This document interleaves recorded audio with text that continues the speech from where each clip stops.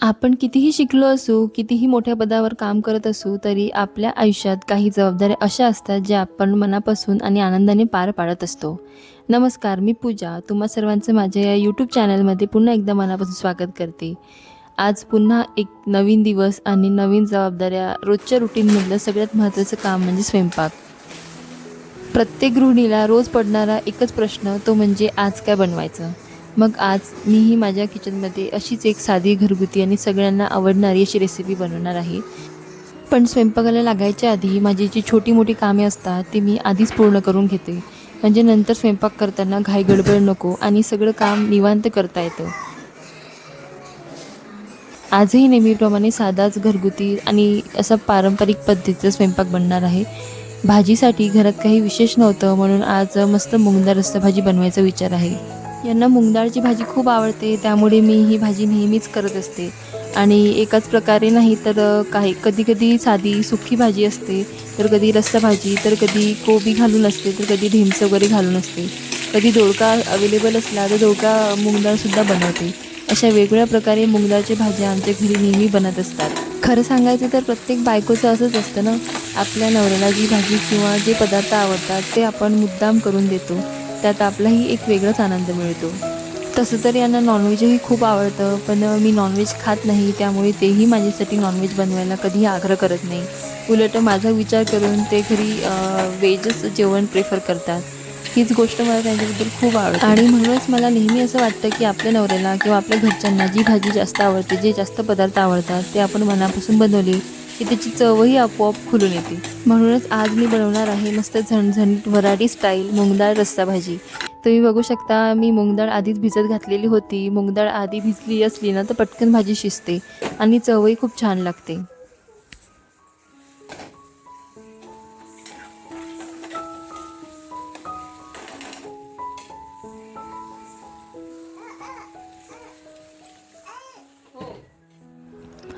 यात आता आवश्यकतेनुसार मस्त पाणी घालून छान भाजी शिजवून घ्यायची.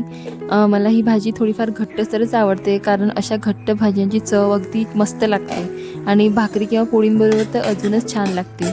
आणि बघता बघता आमचं जेवणही तयार झालेलं आहे. आजच्या जेवणात मस्त मम्मीने असा बनवलेला चिवडा पण आहे. खरं सांगायचं तर जेवणासोबत थोडासा असा चिवडा असला ना, की जेवणाची मजा आणखीनच वाढते. तुम्हीही घरी जेवणासोबत असा चिवडा किंवा काही अशी साईड डिश एन्जॉय करता का, ते कमेंटमध्ये नक्की सांगा. जी जेवणं पण आटपून झालेली आहे दुपारची आणि आता वाजले आहे 2. आता पिहूच्या झोपाचा टाईम पण झालेला आहे. पण म्हटलं त्याआधी कपाट वगैरे सगळं आवरून घेते, कारण पिहूचं कपाट खूप दिवस झाले आवरायचं बाकीच होतं. आणि लास्ट टाईम मी वॉटर ऑर्गनायझरचा व्हिडिओ शेअर केलेला होता तुमच्या सगळ्यांसोबत. काय झालं ते घालून पाहिजे ना, ते नाही घालू आता. ना ना ना ना, दुसरं दुसरं घे, दुसरं घे. तर तिला ते तिचे डायपर बॅग मध्ये कपडे पाहिजे घालून. ना ना ना, दुसरं दुसरं घे म्हणून.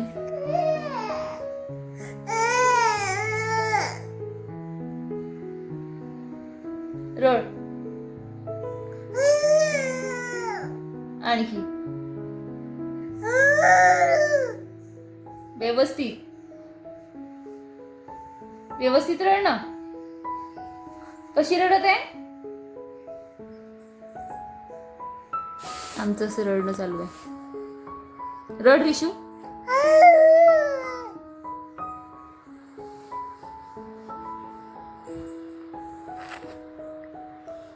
तर आधी ती झोपायच्या आधी म्हटलं कपाट आवरून घेते, कारण बरेच दिवसाचं पेंडिंग होतं आणि कपाट आवरल्याशिवाय ना एक कपडा व्यवस्थित मिळत नाही. त्यामुळे म्हटलं आधीच कपाट आवरून घेते व्यवस्थित. आणि लास्ट टाईम मी वॉटर ऑर्गनाइजचा व्हिडिओ शेअर केला होता तुमच्या सगळ्यांसोबत, तर तेव्हाच मला ते दाखवायचं होतं. पिहूच्या कपाटासाठी काही ऑर्गनायझर्ससुद्धा मी ऑर्डर केलेले होते, हँगर्स वगैरे. तर त्यामुळे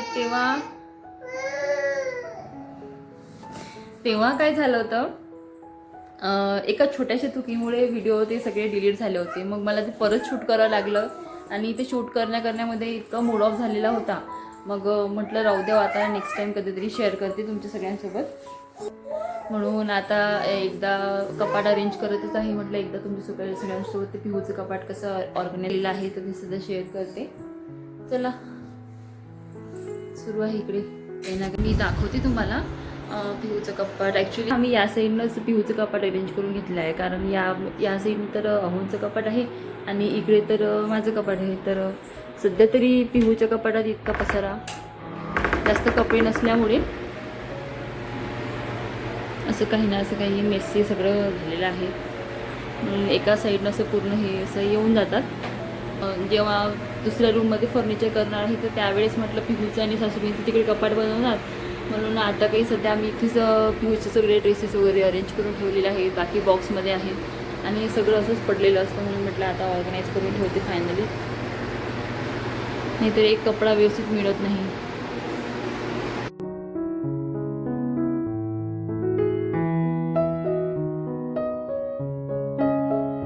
लहान मुलं घरी असली की त्यांच्यासोबत काम करणं थोडंसं अवघडच होतं, कारण आपण जे काही काम करतो ते त्यांनाही करायचं असतं आणि ते काम त्यांना जमत नसो किंवा कठीण जात असणार तरी ते त्यांना करायचंच असतं आणि त्यांचं म्हणणं असतं मी पण करणार, हा हट्ट ठरलेलाच असतो.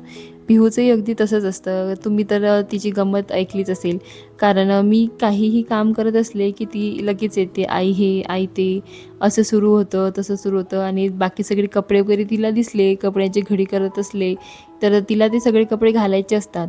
नवीन ड्रेस दिसला की आई हा घालून दे, बाहेर जाऊया, असं तसे तिचे नेहमीचं म्हणणं असतं. म्हणून सध्या मी तिला एखाद्या गोष्टींमध्ये किंवा एखाद्या कामामध्ये असं गुंतून ठेवून देत असते. आणि कधी कधी असे तिचे हेअरबँड्स वगैरे असते ना, तर ते तिला मी डब्बा अरेंज करायला देऊन देत असते. बाबा हे तुझं अरेंज कर, मी माझं काम करते. कारण तिला जर आपण बिझी नाही केलं ना, म्हणजे लहान मुलांना जर आपण तसंच काही पण टाळाटूळ केलं तर त्यांना ते थोडंसं राग येतात. ॲक्च्युली खरंच आहे ही गोष्ट, लहान मुलांना खूप राग येतो आजकालच्या कारण त्यामुळे काय होतं, आपण त्यांना डायरेक्ट नाही म्हणू शकत. त्यांना कसंबसं डायव्हर्ट करून त्यांच्याकडून ते काम करून घ्यायचं असतं. म्हणून सध्या मी तिला एखाद्या अशा गोष्टीमध्ये गुंतून दिलं आहे. तर मी माझं बाकीचं कपाट अरेंज करून घेते आहे लवकरच.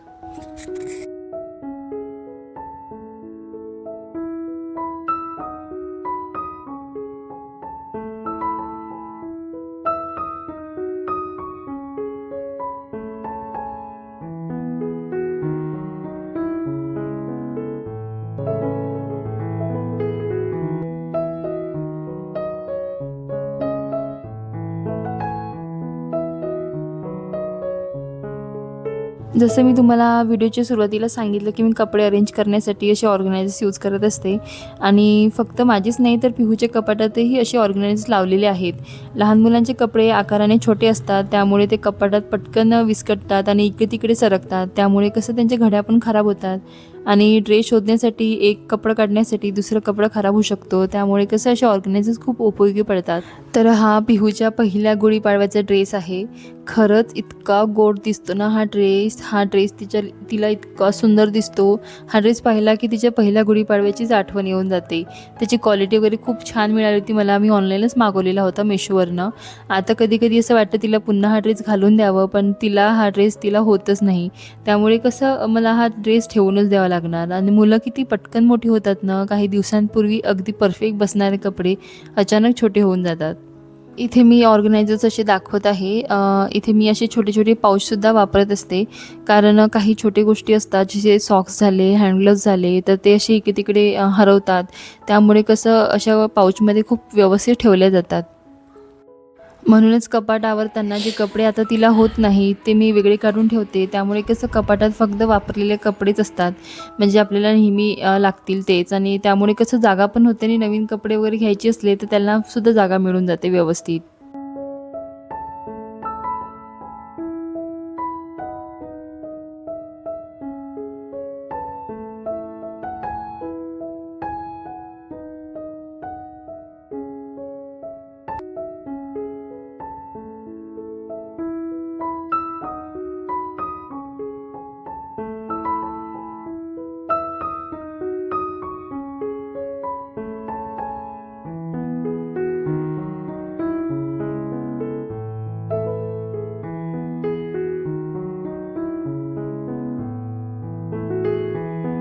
तर पिहूची थोडी चिडचिड सुरू होती, म्हणून म्हटलं आधी तिला झोपवून देते, कारण ती झोपली नाही तर माझीही बाकीची कामं आटपत नाही.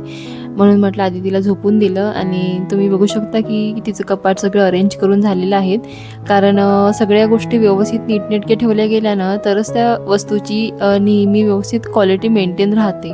आता कसं लहान मुलांचे कपडे तिकडे पडून राहतात, त्यापेक्षा असं नीटनेटकं अरेंज करून ठेवलं तर ते खूप बरं पडतं आपल्याला, आणि कुठली पण गोष्ट घ्यायची असली ती पटकन मिळून पण जाते.